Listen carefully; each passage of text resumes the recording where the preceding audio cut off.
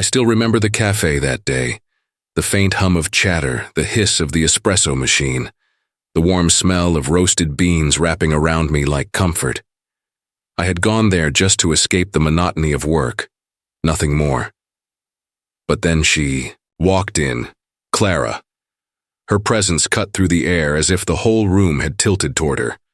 She wasn't the most beautiful woman I had ever seen, but something about her was magnetic. Her smile, too perfect, too polished, wasn't just warm, it was sharp, almost dangerous in the way it hooked me instantly. I should have noticed the weight behind her eyes, but I was a fool, desperate for something that felt alive. She ordered her coffee, laughing softly with the barista, and when she turned, our eyes met. It felt like a choice was made in that instant. Not by me, but by her. I told myself later it was coincidence that she sat at the table next to mine, though there were plenty of empty seats around. Mind if I join? She asked, voice low, smooth. Sure, I said, trying to sound casual, though my heart was racing. Her questions came fast, almost too fast, where I worked, if I lived nearby, whether I came here often. But she wrapped them in charm so thick, I mistook it for interest, for care. You have kind eyes, she said suddenly. I laughed nervously. That's not what most people tell me. Well, they're not looking close enough. Her gaze lingered, unblinking, like she wanted to memorize every flaw in me.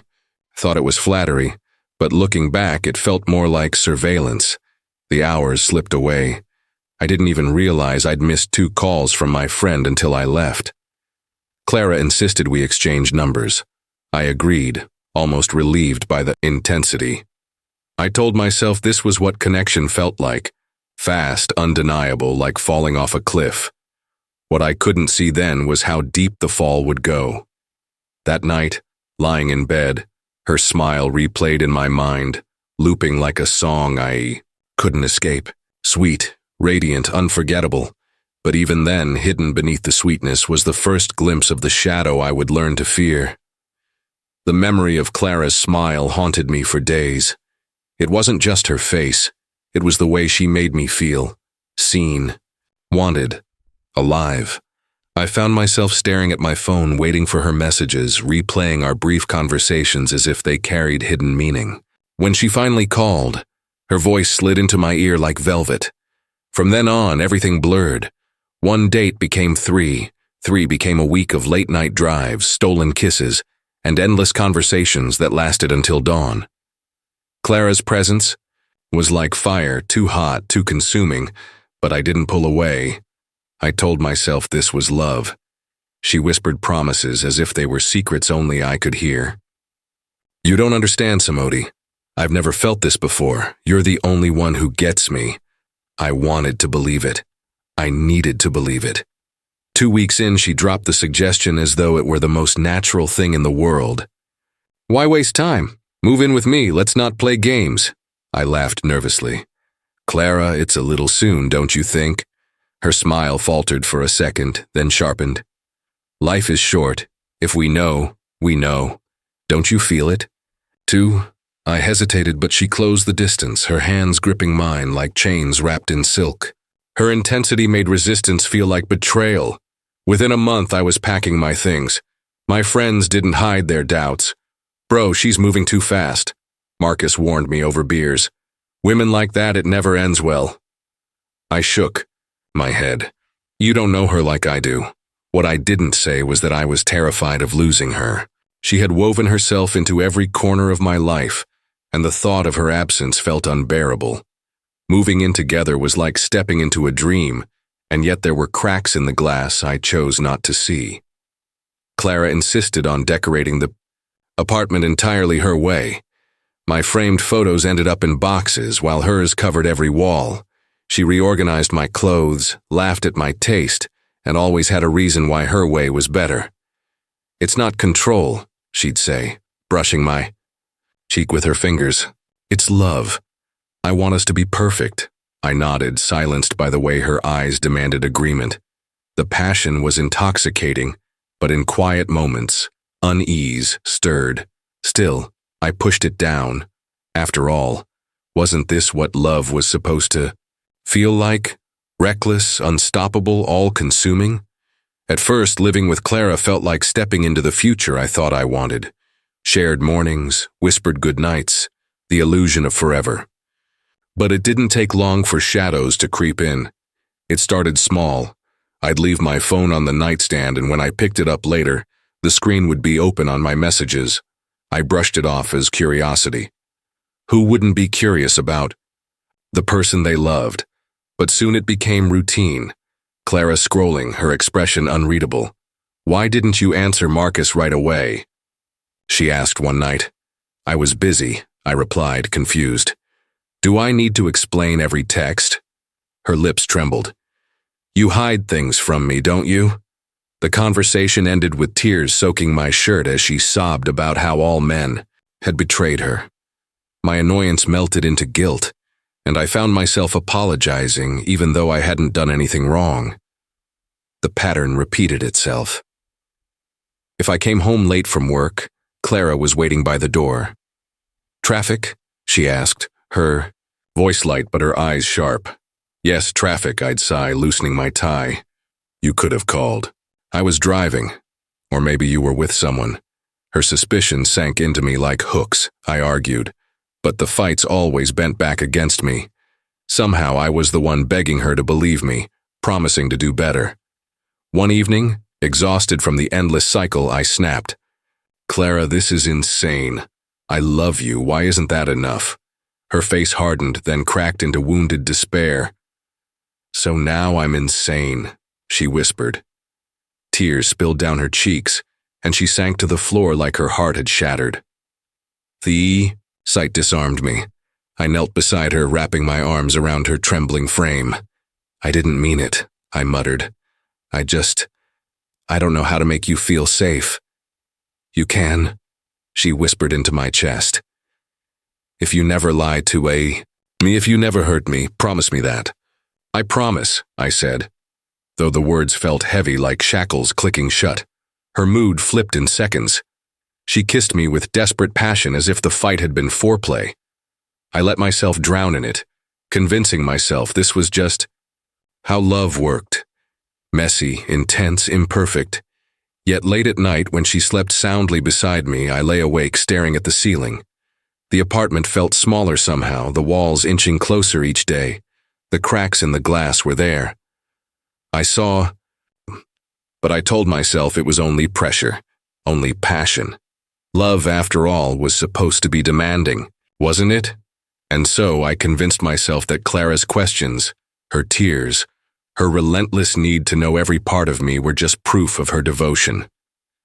I couldn't see yet that devotion, in her hands, was only another word for control. The fights should have been a warning, but instead I let Clara's tears convince me they were proof of passion. I told myself every relationship had its storms. What I didn't realize was that Clara wasn't content to just love me. She wanted to own me. It began with small interferences, a canceled dinner with Marcus because Clara felt sick, a forgotten birthday party for an old college friend. Because Clara needed me home. At first, I didn't notice the pattern. I believed her reasons, but soon the excuses stacked like bricks in a wall, cutting me off from everyone I cared about. When I did see my friends, Clara always found a way to poison it. "Why do you hang out with them?" she asked one night, her voice dripping with disdain. "They don't respect us. They don't respect me." "They're my friends, Clara," I argued gently. "They were here long before you." She turned away sharply, arms folded. "If you really loved me, you wouldn't need anyone else." Her words hung heavy. Somehow I always ended up choosing her. Then came the visits to my workplace. At first, she brought lunch, smiling brightly, kissing me in front of my colleagues. Everyone teased me about having the perfect girlfriend. But her visits became daily, then hourly. If I stayed late, she would appear in the hallway, eyes narrowed, scanning the women around me. I remember the day she stormed into my office, glaring at Julia, a junior associate who had been asking me about a project. Clara's voice sliced through the room. "Do you enjoy flirting with my fiancé?" Julia froze, stammering. I was just, "Don't play dumb," Clara snapped, before turning to me, her eyes blazing. "How long has this been going on?" The room fell silent. I wanted to sink into the floor. Julia rushed out and I was left with Clara's fury, which quickly dissolved into trembling sobs. "I just love you so much," she whispered, clinging to me. "I can't stand the thought of losing you." I comforted her, though inside shame burned me alive.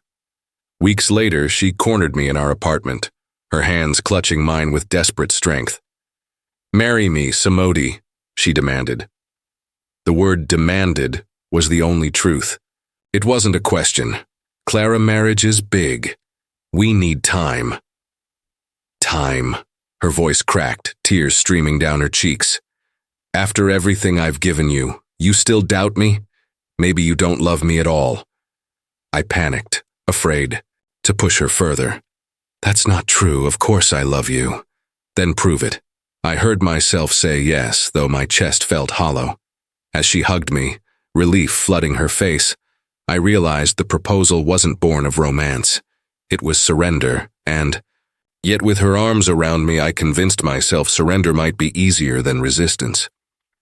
After I agreed to marry Clara, she seemed calmer, almost triumphant. The fight slowed, her smiles came easier, and for a while I thought maybe I had been wrong. Maybe surrendering was the only way to keep love alive, but shadows have a way of seeping through the cracks. It started with an offhand comment from our neighbor, Mrs. Everett. She was an older woman who lived across the hall, polite but watchful. One evening, as I held the door open for her, she gave me a strange look. "Clara moves fast, doesn't she?" she said softly. I laughed nervously. "Yeah, I guess she does." Mrs. Everett leaned closer. "So did the last one." "The last one?" I frowned, her lips pressed tight. "Forget I said anything," and she shuffled away. The words dug into me like splinters. That night, while Clara showered, I found myself opening her desk drawer, where she kept a small stack of old papers. Most were harmless, receipts, letters, but at the bottom was a file stamped with the seal of a private clinic. I flipped through quickly, but half the pages were redacted. Psychiatric evaluations, hospital records sealed. My chest tightened. Later, while scrolling through old social media accounts, I stumbled across a photo of Clara with a man I didn't recognize. His arm was wrapped around her shoulders, his smile wide.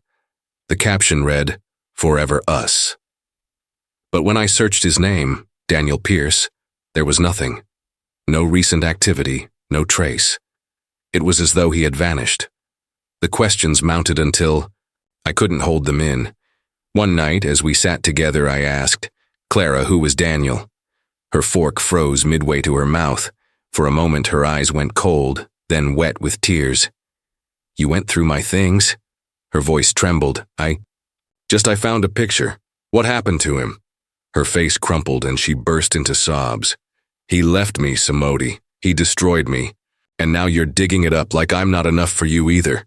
I reached for her hand. "I'm not accusing you. I just want to understand." But she pulled away, retreating into a storm of accusations. "You think I'm crazy, don't you? That's why you're asking. You're just like everyone else." The room filled with her crying, sharp and suffocating. I sat there, my certainty dissolving. By the end of the night, I was the one apologizing, begging her forgiveness, when she finally curled into my arms, whispering, "Please don't leave me too." I kissed her hair and told her I never would. But, lying awake afterward, I couldn't shake the questions.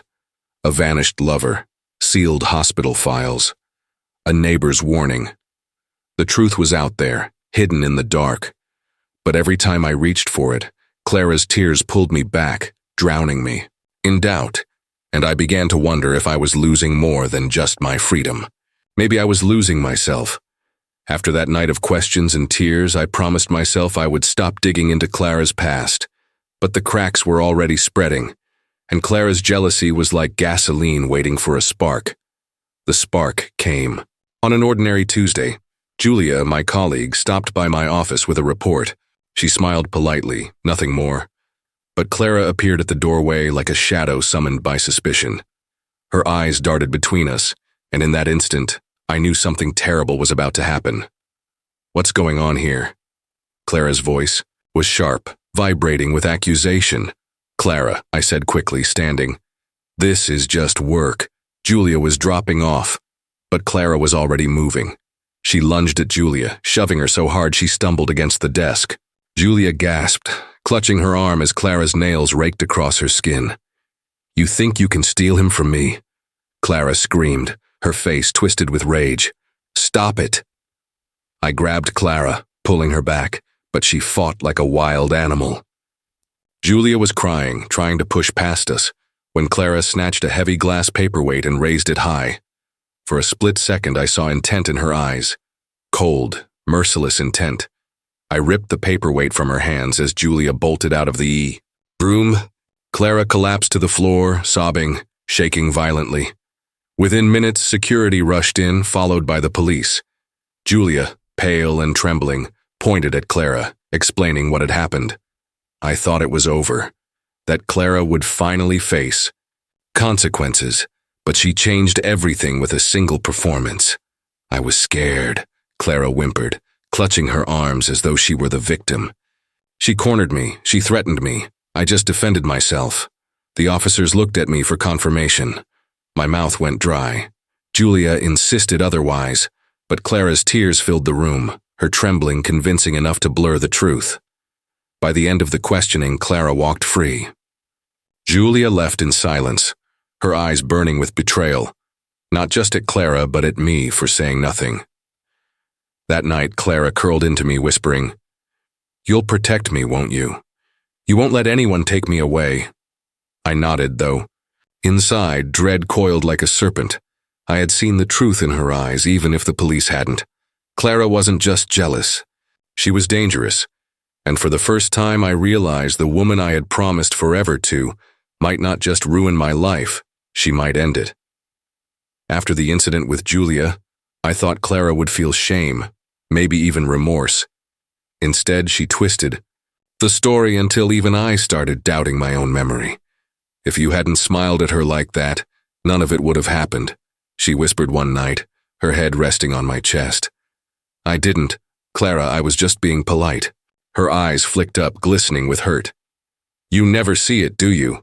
The way women look at you, I'm the one who has to protect us because you're too blind to notice. Her words cut deeper than her rage ever did. Was it possible? Had I been careless? Days blurred into nights filled with restless tossing. Every argument ended the same way. Clara crying, accusing, then turning the blame back onto me. If she screamed, it was because I'd pushed her. If she cried, it was because I hadn't loved her enough.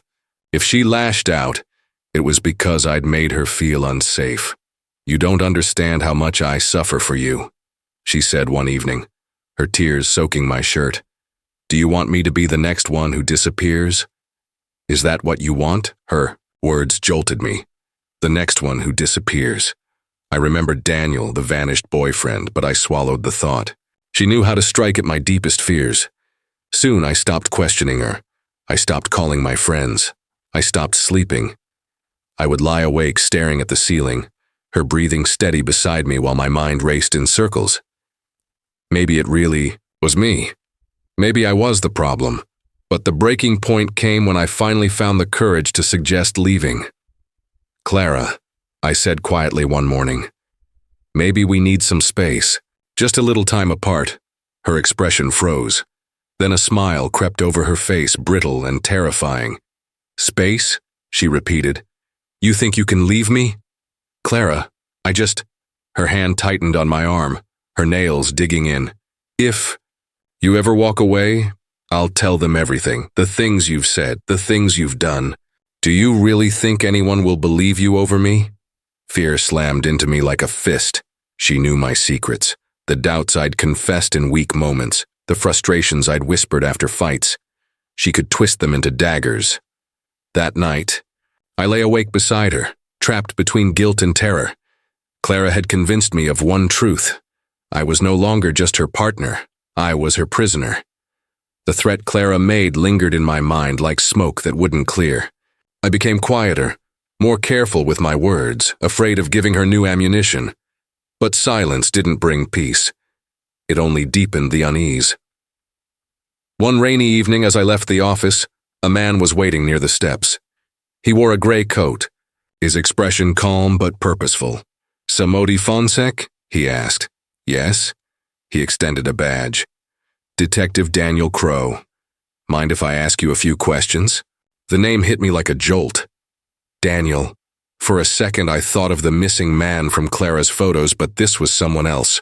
Older, sharper, carrying an authority that couldn't be mistaken. "What's this about?" I asked cautiously. "It's about Clara." His eyes studied me, weighing every twitch of my face. "You're engaged to her, correct?" My chest tightened. "Yes." He nodded slowly. "I've been looking into a case from 3 years ago. A man named Daniel Pierce. He was Clara's boyfriend at the time." I froze. The name I'd seen under the photo. The man who had vanished. Crow continued, lowering his voice. "He disappeared without a trace. No body, no evidence. Just gone. But Clara was the last person seen with him." Rain pattered on the pavement, filling the silence between us. "Are you saying she—" I couldn't finish. "I'm saying people don't just vanish," Crow said firmly. "And Clara has a history. Hospital records, neighbors with stories, patterns of behavior." He paused, eyes narrowing. "You've seen it, haven't you?" I swallowed hard.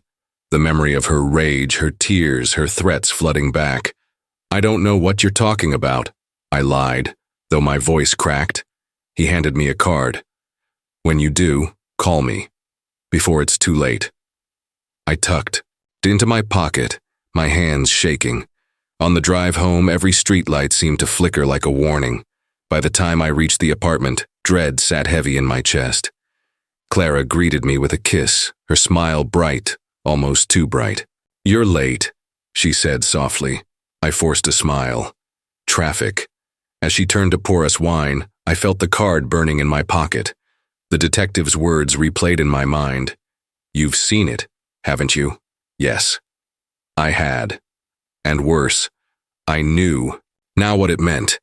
If Daniel Pierce had vanished because of Clara, then I wasn't just living with a jealous, unstable woman. I was living with a predator. And if I made the wrong move, I might be next. Detective Crow's words haunted me for days. Every smile from Clara looked more like a mask. Every kiss more like a trap.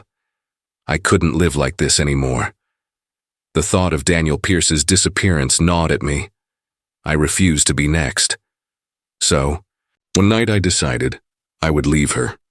Clara sat on the couch, scrolling through her phone when I finally said it. My voice shook, but I forced the words out. "Clara, I can't do this anymore, I'm leaving." Her head snapped up, eyes widening. For a heartbeat, silence held the room. Then her lips curved into a brittle smile. "No, you're not," she whispered.